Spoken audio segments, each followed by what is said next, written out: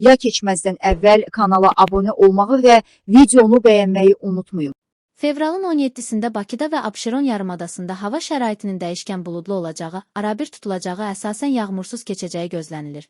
Bu barədə Yeni Sabah A Milli Hidrometeorologiya Xidmətindən məlumat verilib. Gecə və axşam bəzi yerlərdə duman olacaq.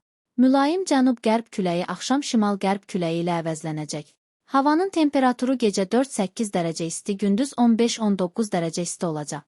Atmosfer təzyiqi 758 mm civə sütunudan 753 mm civə sütununa enəcək. Nisbi rütubət 70-80% olacaq.